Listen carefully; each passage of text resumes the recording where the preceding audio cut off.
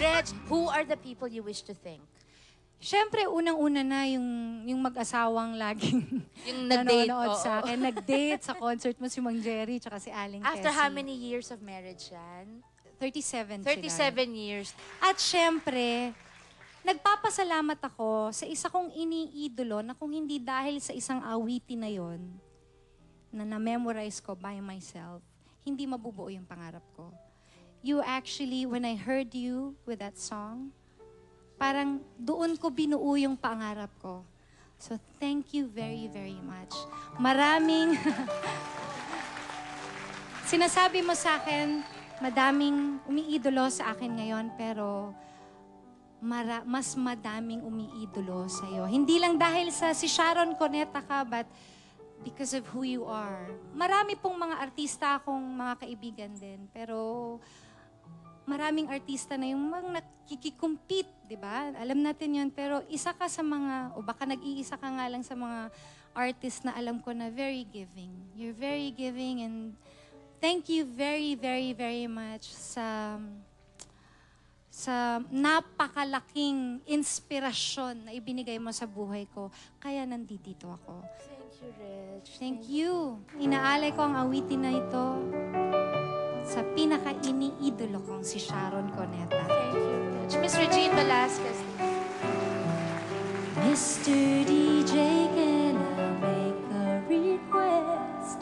Pwede ba yung love song ko? Mr. DJ, para sa akin ito, sana ay okay sa'yo. Hihintayin ko na patutugin mo, thank you uli sa'yo. Kahit luma na ang ating awit, nais pa rin marinig.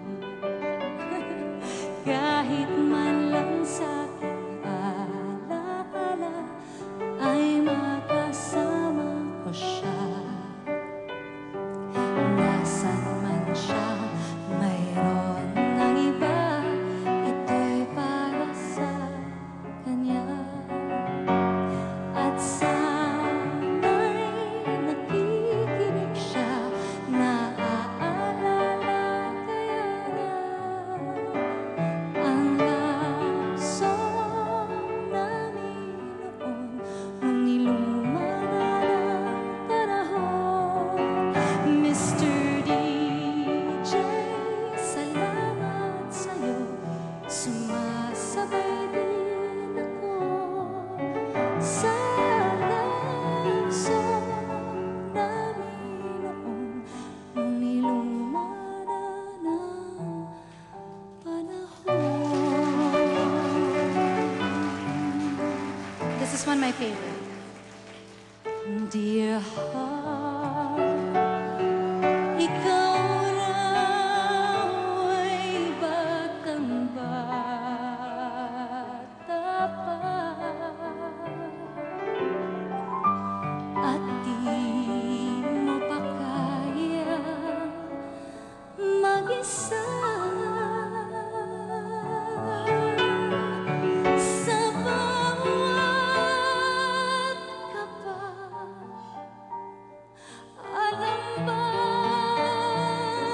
nila ang pag-ibig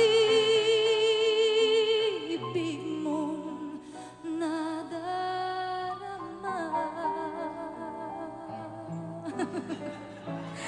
Di ka binigyan ng layang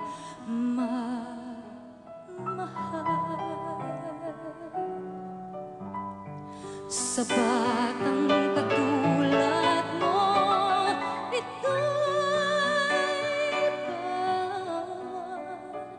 balang magugulat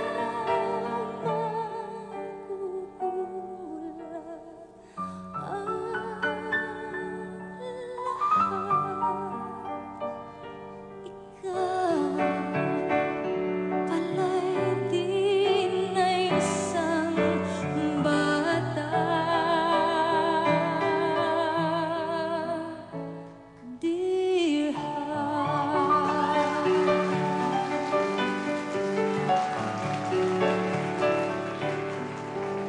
sinas